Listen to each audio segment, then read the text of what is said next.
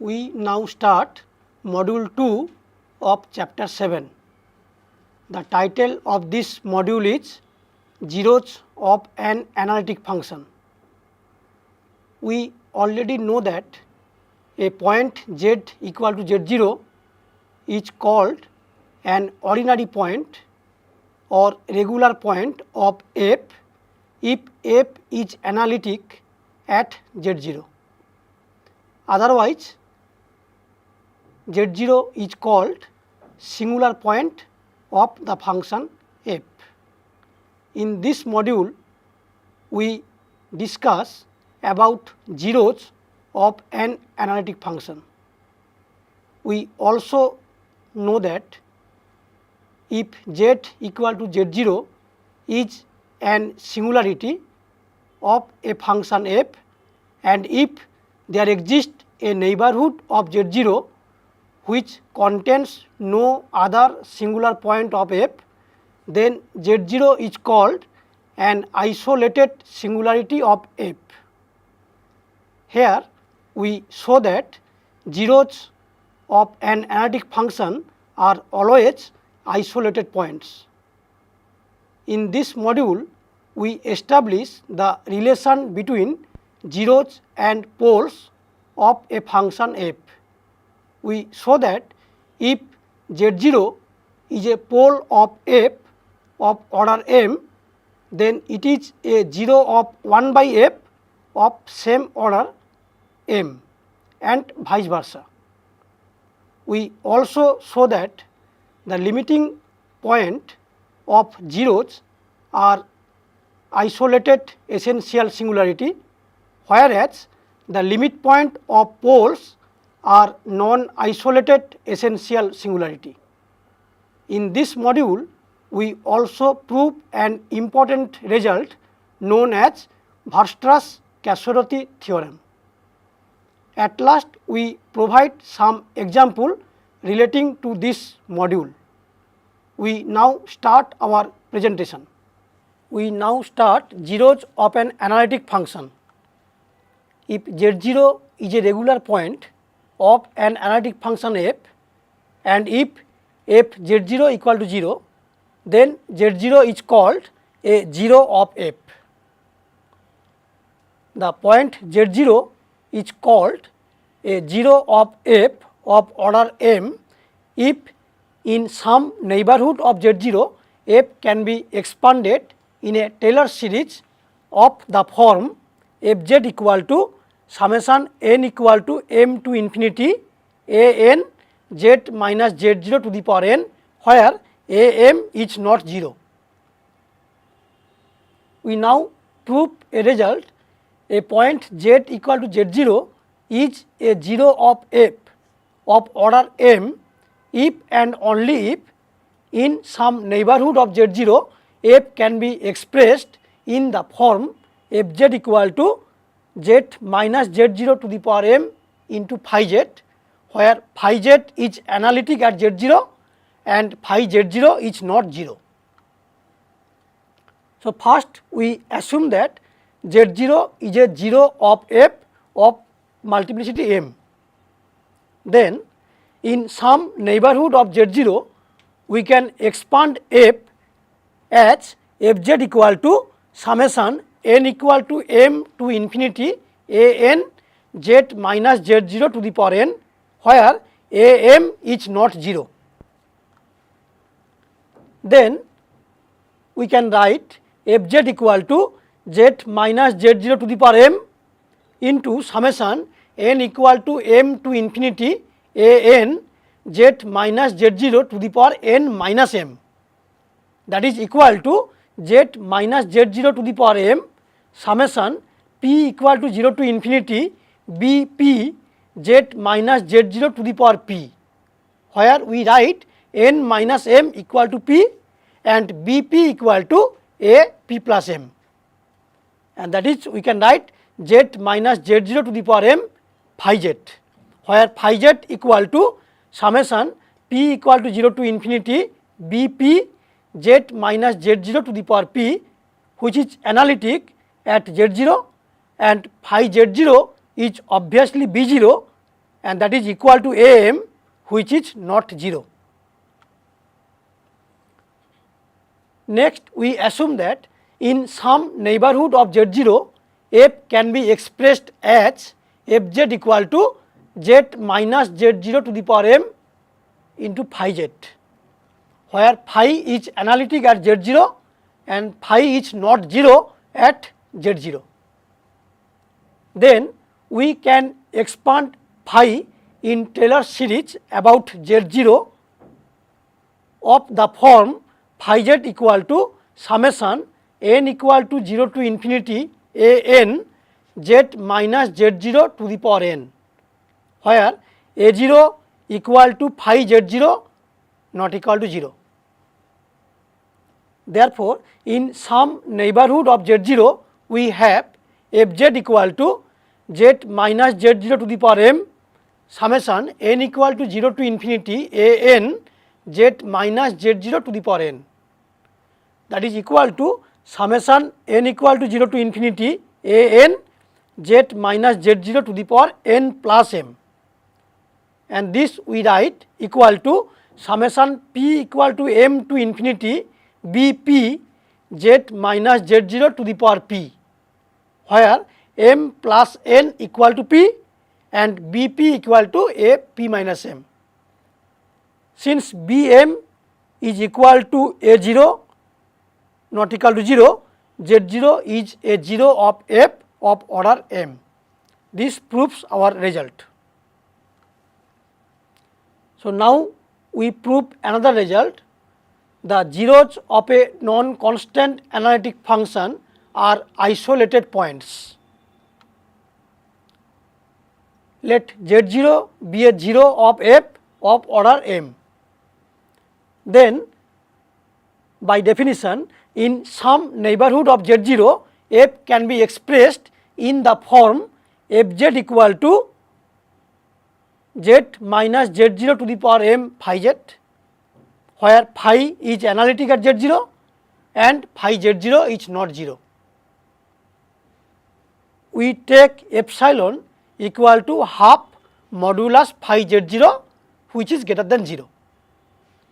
Since phi z is continuous at z0, there exists a delta positive such that modulus phi z minus phi z0 is less than epsilon, which is equal to half mod phi z0 whenever modulus z minus z0 is less than delta. Therefore, modulus phi z0 minus modulus phi z is less or equal to modulus phi z minus phi z0, and which is less than half mod phi z0 whenever modulus z minus z0 is less than delta. From this we obtain half modulus phi z0 is less than modulus phi z whenever modulus z minus z0 is less than delta. This means that phi z not equal to 0 in mod z minus z0 less than delta. Hence, f cannot vanish in 0 less than mod z minus z0 less than delta. Thus, z0 is an isolated 0 of f. z0 being arbitrary, we thus conclude that zeros of an analytic function are isolated point. This proves the theorem. Now we prove another result. The number of zeros of an analytic function which is not identically 0 interior to a simple closed contour are finite. So proof: if possible, we may assume that fz has infinite number of zeros inside a region enclosed by a closed contour. The region being bounded and closed by Bolzano-Weierstrass theorem, any sequence of zeros a1, a2, etc. in the region has a limit point in that region. Let A be the limit point of the sequence, that is, there exists a subsequence a nk such that a nk tends to a as k tends to infinity. This implies that f of a equal to limit k tending to infinity f of a nk, and that is equal to 0. Therefore, a is a 0 of the function, and in every neighborhood of a, however small it may be, there are infinitely many zeros. This means that a is not isolated, which contradicts the fact that the zeros of an analytic function are isolated points. Hence, the number of zeros of an analytic function interior to a simple closed contour are finite in number. This proves the theorem. So, note, if fz and gz are analytic at z0 and have zeros of order m and n respectively, then the product function hz equal to fz gz has a 0 of order m plus n at z0. Now we consider an example. Find order of 0 of the function fz equal to z to the power 4 sin z at z equal to 0. So, at z equal to 0, the function z to the power 4 has a 0 of order 4, and the function sin z has a 0 of order 1. Therefore, the function z to the power 4 sin z has a 0 of order 4 plus 1, that is equal to 5 at the point z equal to 0. Now we prove an important result known as Weierstrass and Casorati theorem. The result is, if fz has an isolated essential singularity at z equal to z0, then fz comes arbitrarily close to every complex value in each deleted neighborhood of z0. So, proof: since z equal to z0 is an isolated essential singularity of f, it is analytic throughout a deleted neighborhood of z0. Suppose for complex number c that modulus fz minus c is greater or equal to epsilon, that is greater than 0. For all z in a puncture disk, 0 less than mod z minus z0 less than delta. Let gz equal to 1 by fz minus c. Then we have modulus gz, which is equal to modulus 1 by fz minus c, and that is less or equal to 1 by epsilon whenever 0 less than mod z minus z0 less than delta. Hence, by Riemann's theorem, gz has a removable singularity at z0, and we may write gz equal to 1 by fz minus c equal to a0 plus a1 z minus z0 plus a2 z minus z0 square plus etc. From this we observe that limit z tending to z0 1 by fz minus c is equal to a0. Now we consider following two cases. Number 1, we first assume that a0 is non-zero. Then limit z tending to z0 fz is equal to c plus 1 by a0, and fz has a removable singularity at z0, which is a contradiction. Case 2, next we assume that a0 equal to 0. We also assume that ak is the first non-zero coefficient. Then 1 by fz minus c into z minus z0 to the power k is equal to ak plus ak plus 1 z minus z0 plus ak plus 2 z minus z0 square plus etc. Therefore, limit z tends to z0, z minus z0 to the power k into fz minus c, which is equal to 1 by ak, which is not equal to 0, and fz has a pole of order k at z0, which is also a contradiction. So, this proves our theorem. Now, corollary, suppose that fz has an isolated essential singularity at z0. Given any complex number c, there exists a sequence zn such that zn tends to z0 and f of zn tends to c. So, proof, we choose a sequence delta n for which delta n greater than 0 for every n, and limit n tending to infinity delta n equal to 0. Therefore, by Weierstrass-Casorati theorem, we can find a sequence of points zn such that modulus f zn minus c is less than 1 by n for 0 less than mod zn minus z0 less than delta n. Thus, f of zn tends to c as zn tends to z0. This proves the corollary. So far, we have discussed about zeros of an analytic function, and we see that if f is analytic at a point z0 and f of z0 equal to 0, then z0 is called a 0 of f. We also prove that zeros of an analytic function are isolated points.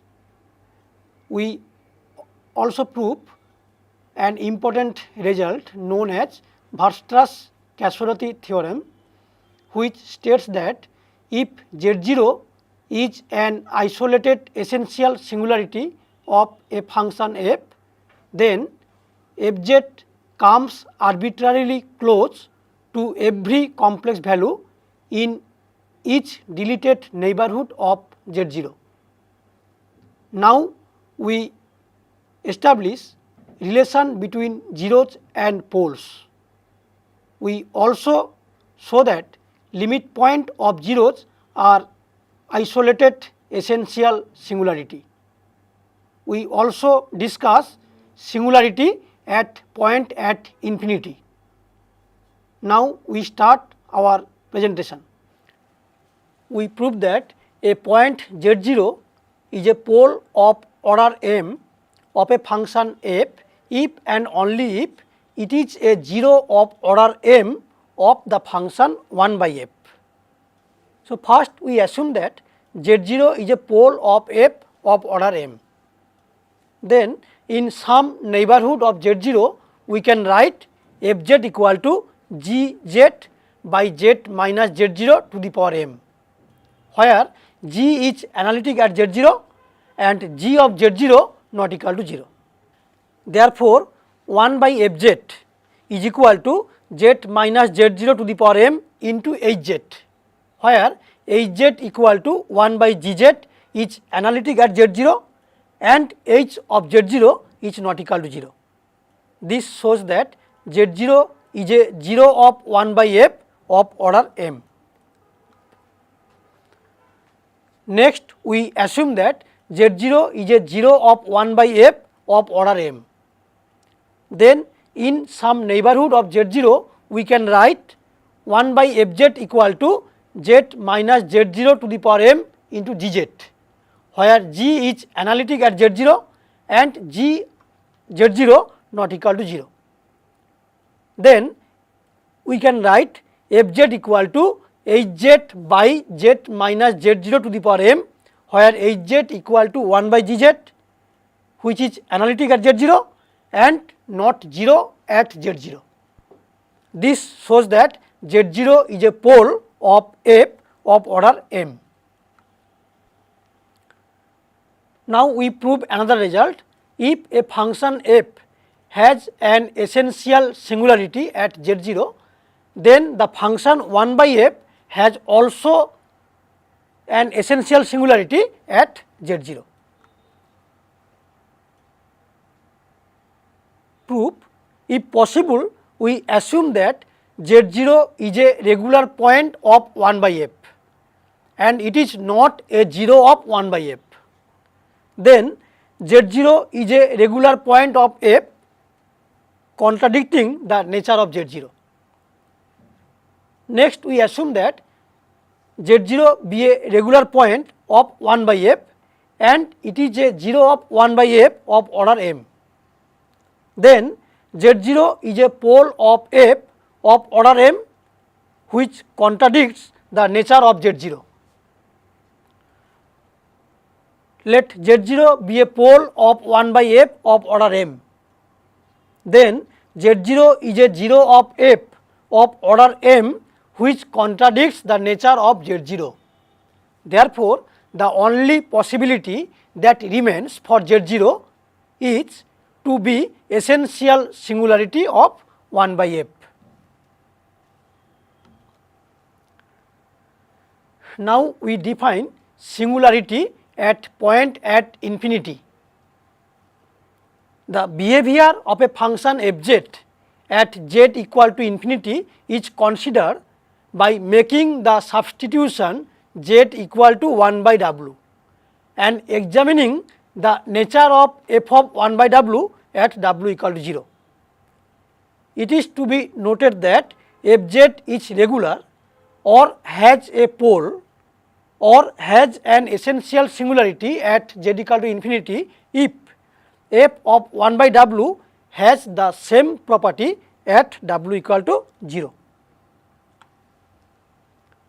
As for example, the function fz equal to z square has a pole of order 2 at z equal to infinity. Again, the function fz equal to e to the power z has an essential singularity at z equal to infinity, because f of 1 by w equal to e to the power 1 by w has an essential singularity at w equal to 0. Now we prove a result. The limit point of the zeros of an analytic function is an essential singularity of the function unless the function is identically 0. Proof: let z0 be a limit point of the zeros of f. Then in every deleted neighborhood of z0, f has infinitely many zeros. We have to show that z0 is an essential singularity of f. If possible, we assume that z0 is a regular point of f. Then f is continuous at z0.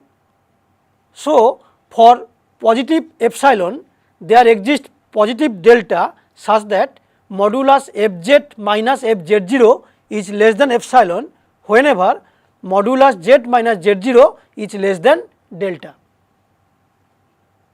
Since there are infinitely many zeros of f in 0 less than mod z minus z0 less than delta, for all those zeros we have modulus f z0 is less than epsilon. Since epsilon greater than 0 is arbitrary, we obtain f of z0 equal to 0. This means that z0 is a 0 of f, which is not possible unless f is identically 0. Therefore, z0 is not a regular point of f. Let z0 be a pole of f. Then mod fz tends to infinity as z tends to z0. Therefore, given any positive number g, we can find a number mu greater than 0 such that modulus fz is greater than g whenever 0 less than mod z minus z0 is less than mu. This is not possible as the deleted neighborhood 0 less than mod z minus z0 less than mu contains infinite number of zeros of f. Hence, Z0 cannot be a pole of f. Thus, Z0 is an essential singularity of f unless f is identically 0. This proves the theorem. So, now we prove another result. The limit point of the poles of an analytic function is a non-isolated essential singularity of the function. Let Z0 be a limit point of the poles of f. Since every neighborhood of Z0 contains infinite number of poles of f, Z0 cannot be a regular point of f. Hence, Z0 is a singularity of f which is non-isolated. Since poles are isolated, Z0 cannot be a pole of f. Therefore, Z0 is a non-isolated essential singularity of f. This proves the result. Now, we define a function called meromorphic function. A function having no singularities other than poles in the finite complex plane is called a meromorphic function. As for example, the function fz equal to z by z minus 1 square into z minus 2, which is analytic everywhere in the finite complex plane except at the poles z equal to 1 and at z equal to 2 is a meromorphic function. We note that z equal to 1 is a pole of fz of order 2 and z equal to 2 is a simple pole of fz. On the other hand, fz equal to e to the power 1 by z has an essential singularity at z equal to 0, and so it is not a meromorphic function. Now, we prove that a function which is analytic everywhere including the point at infinity is constant.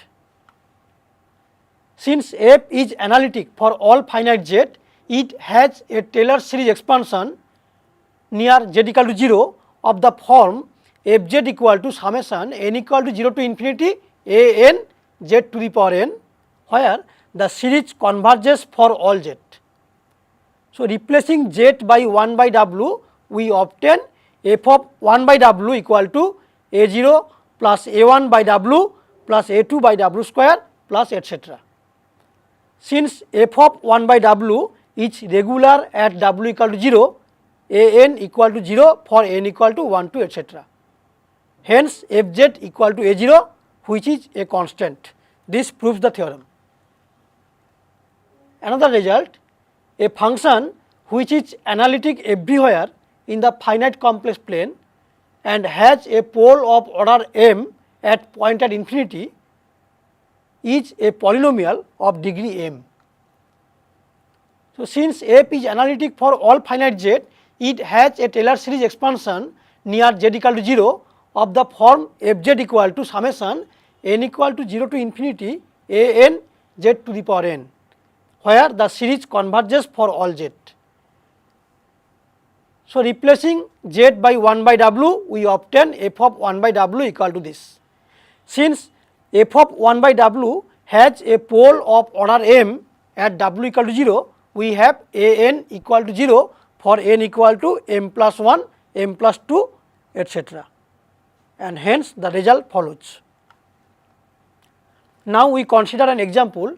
Locate and name all the singularities of the function fz equal to z to the power 8 plus z to the power 4 plus 2 by z minus 1 cube 3z plus 2 square.